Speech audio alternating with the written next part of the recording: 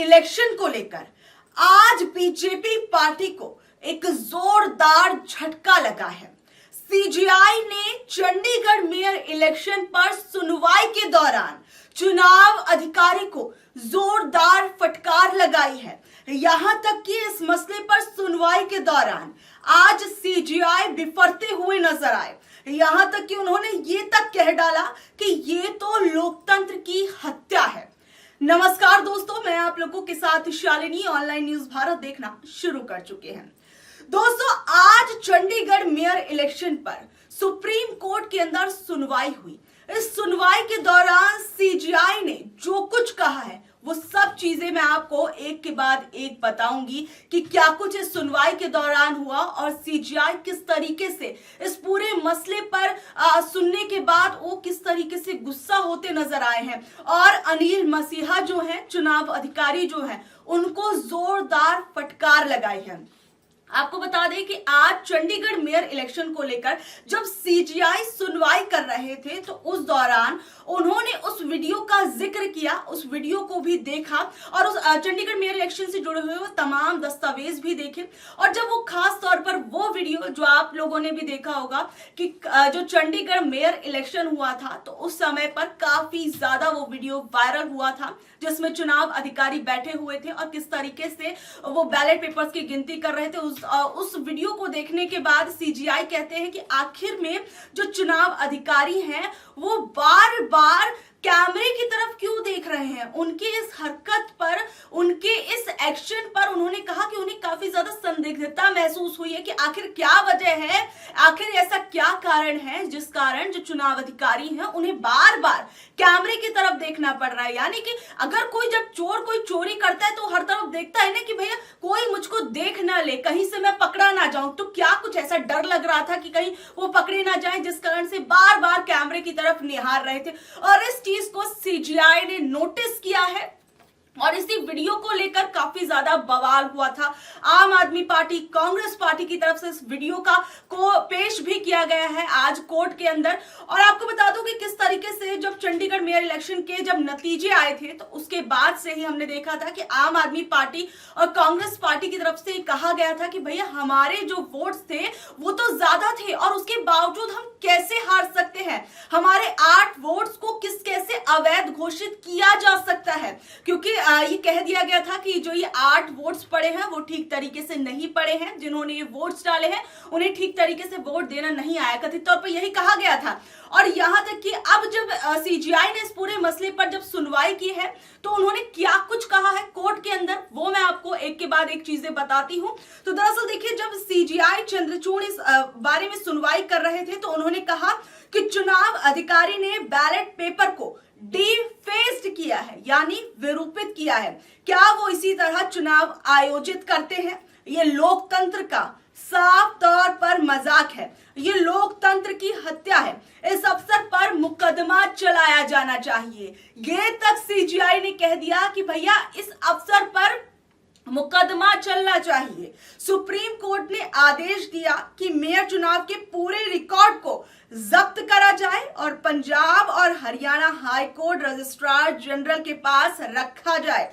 Ballot paper और videography को संभाल कर रखा जाए। इसके साथ कोर्ट ने यह तक कहा कि चंडीगढ़ निगम की आगामी बैठक स्थगित की जाएगी, यानी जो अभी आने वाली बैठक होने वाली थी वो अब स्थगित कर दी गई है।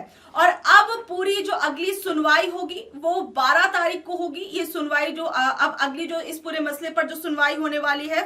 साथ ही में मैं आपको बता दूं कि देखिए, जब ये इलेक्शंस हुए थे तो उस दौरान में आम आदमी पार्टी और कांग्रेस पार्टी पूरी तरीके से कॉन्फिडेंट थे कि इस इलेक्शन में जीत तो हमारी होनी है, क्योंकि हमारे वोटों की संख्या ज्यादा है। और जब इसके नतीजे आते हैं तो हर कोई हैरान रह जाता है कि आखिर में बीजेपी पार्टी कैसे जीत सकती है।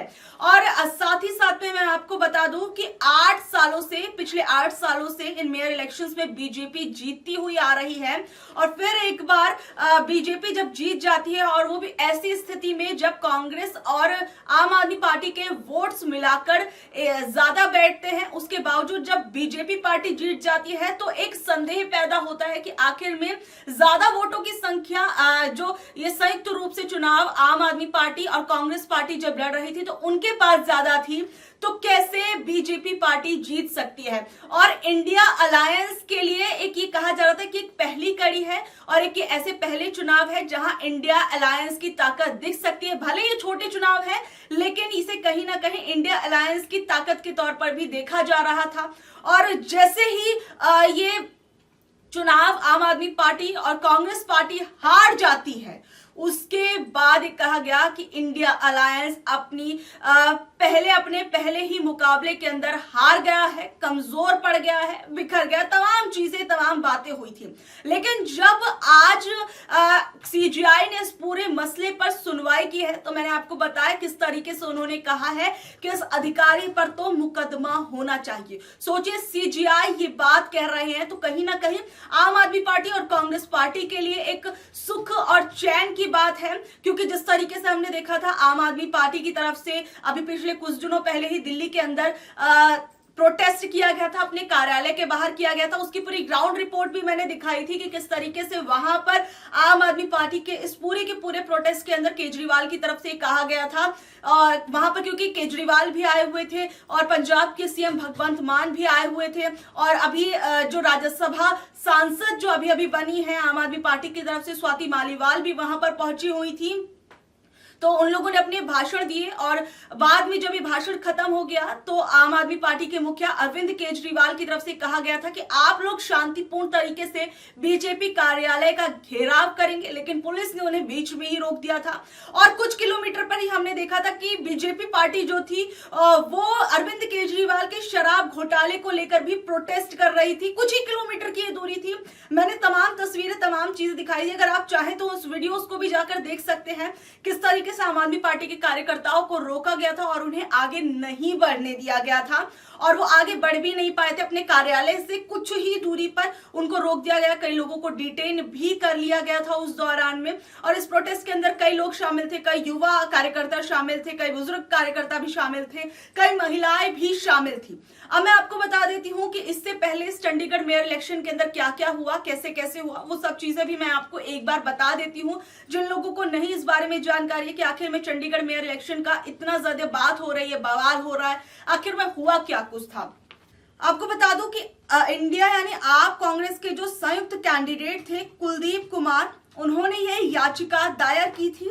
उन्होंने बीजेपी के नए चुने हुए मेयर मनोज सोनकर को हटाकर दोबारा चुनाव कराने की मांग की थी। याचिका में दलील दी गई थी कि चुनाव अधिकारी अनिल मसीहा ने वोटों की गिनती में हेराफेरी की है। उनकी तरफ से कांग्रेस नेता और सीनियर वकील अभिषेक मनु सिंघवी दलीलें रख रहे थे और मेयर के चुनाव 28 जनवरी को हुए थे। आपको बता दें कि इन्हीं जब 28 जनवरी को इन चुनावों के नतीजे आए थे उसके बाद बवाल खड़ा हो गया था। मीडिया के अंदर भी तमाम तस्वीरें तमाम वीडियोस वायरल हुई थी और आज सीजीआई के आगे उन सभी दस्तावेजों को भी रखा गया, वो सारी चीजें सीजीआई को दिखाई गई हैं। उसके बाद किस तरीके से वो बिफरे हैं मैं आपको बता चुकी हूँ। साथ ही में मैं आपको बता देती हूँ कि किस तरीके से जो वोट्स आए थे, किसके पाले में कितने वोट्स गए थे और किस तरीके से 8 वोट्स कैंसिल हो गए थे और उन 8 वोट्स को लेकर आम आदमी पार्टी और कांग्रेस की पार्टी की तरफ से गुस्सा जाहिर किया गया था कि आखिर में हमारी 8 वोट्स कैसे कैंसिल हो सकते हैं, क्यों कैंसिल किए गए हैं। तो आपको बता दूं कि चंडीगढ़ मेयर चुनाव में एक सांसद और 35 पार्षदों को मिलाकर 36 वोट थे। इनमें 14 बीजेपी पार्षद थे और एक भाजपा सांसद किरण खेर और एक अकाली दल और बाकी 20 वोट आप और कांग्रेस पार्षदों के थे। सभी ने वोटिंग की। चुनाव अधिकारी ने काउंटिंग के बाद कहा कि बीजेपी को 16 वोट मिले हैं, वहीं आपके कांग्रेस के उम्मीदवार को 12 वोट मिले, जबकि 8 वोट इनवैलिड पाए गए। इन्हीं 8 वोट्स को लेकर कहा गया कि कांग्रेस और आपकी तरफ से 8 बैलेट पेपर पर स्याही लगाकर उसे खराब कर दिया गया है। तो किस तरीके से मैंने आपको बताया कि अभी 8 वोट्स को लेकर ये पूरी की पूरा ये बवाल हुआ। कांग्रेस और आम आदमी पार्टी की तरफ से कहा गया था कि हमारे इन वोट्स को स्याही लगाकर खराब किया गया है चुनाव अधिकारी की तरफ से और हमारे ये वोट्स अवैध, हमारे ये वर्ड्स गलत नहीं हो सकते हैं, क्योंकि उनकी तरफ से कहा गया था जिन लोगों ने वोट्स दिए हैं वो कोई पहली बार वोट्स नहीं दे रहे थे, इससे पहले भी उन्होंने पिछली बार के चुनावों में भी वोट्स किए थे। कुछ लोगों ने, सारे तो नहीं, कुछ लोगों ने पहले भी वोट्स किए थे, तो आप उनके 8 वोट्स पूरे के पूरे कैसे कैंसिल कर सकते हैं? तो और उन्होंने कहा कि हम संख्या बल में भी आपसे ज्यादा थे, हम कैसे हार सकते हैं। इससे पहले हमने ये भी देखा था कि जब चंडीगढ़ मेयर इलेक्शन पहले होना था, 28 फरवरी से पहले जब होना था, तो उस समय पर जो चुनाव अधिकारी थे वो बीमार पड़ गए थे। तो आपको बता दें कि जब चंडीगढ़ मेयर इलेक्शन जिस तारीख पर पहले होना था उस तारीख पर नहीं हुआ था, आगे पोस्टपोन कर दी गई थी ये डेट। ये कहा गया था कि जो पीठासीन अधिकारी हैं वो बीमार पड़ गए हैं। उस दौरान भी आम आदमी पार्टी की तरफ से और कांग्रेस पार्टी की तरफ से कहा गया कि ये जानबूझकर किया गया है। चंडीगढ़ मेयर इलेक्शंस को टालना कहीं ना कहीं संदिग्धता को दर्शाता है और इन चुनावों को अभी वो टाल रहे हैं। बीजेपी की तरफ से इन चुनावों को जानबूझकर टाला गया है और उस दौरान भी देखा था काफी बवाल हुआ था और जब इसके नतीजे आए तो उससे भी ज्यादा बड़ा बवाल देखने को मिला था। और साथ ही में मैं आपको बता देती हूँ कि सुप्रीम कोर्ट से पहले जब ये हाई कोर्ट में जब ये मसला पहुंचा था तो उस दौरान क्या कुछ हुआ था वो भी जरा सुनिए। सुप्रीम कोर्ट में जाने से पहले कुलदीप कुमार की तरफ से पंजाब और हरियाणा हाईकोर्ट में याचिका लगाई गई थी। इस पर सुनवाई के दौरान उन्हें कोई राहत नहीं मिली। इसमें जस्टिस सुधीर सिंह और हर्ष बांगर की खंडपीठ ने आपकी तरफ से चुनाव को स्टे करने की मांग पर इनकार कर दिया था। वहीं चंडीगढ़ मेयर प्रशासन को नोटिस जारी कर इस पर 3 हफ्ते में जवाब मांगा गया। वहीं कुलदीप कुमार की तरफ से इस मामले में जल्द से जल्द सुनवाई करने की मांग की गई, लेकिन फिर भी चंडीगढ़ प्रशासन को हाईकोर्ट की तरफ से 3 हफ्ते का समय दे दिया गया। आप पार्षद ने अंतरिम राहत से इनकार करने और याचिका को 3 सप्ताह बाद सूचीबद्ध करने के खिलाफ शीर्ष अदालत में याचिका दायर की। हाईकोर्ट में मामला 26 फरवरी तक के लिए स्थगित कर दिया गया था। तो देखिए किस तरीके से मैं आपको पहले ही बता चुकी हूं कि हाई कोर्ट में ये मामला स्थगित कर दिया गया था। उसके बाद जो कुलदीप हैं वो पहुंचते हैं सुप्रीम कोर्ट पहुंचते हैं और सुप्रीम कोर्ट के अंदर आज क्या कुछ हुआ सिलसिलेवार तरीके से मैं आपको बता चुकी हूं। अब सीजीआई के इस फैसले के बाद आप लोग क्या कुछ सोच रहे हैं, क्योंकि आज जिस तरीके से सीजीआई की तरफ से टिप्पणी की गई है इस पूरे मामले पर, वो कहीं ना कहीं ये आप और कांग्रेस पार्टी के लिए एक पॉजिटिव संदेश दे रहा है, पॉजिटिव संदेश दर्शा रहा है। आप लोग इस बारे में क्या कुछ कहेंगे नीचे दिए गए कमेंट बॉक्स में जरूर बताइएगा। धन्यवाद।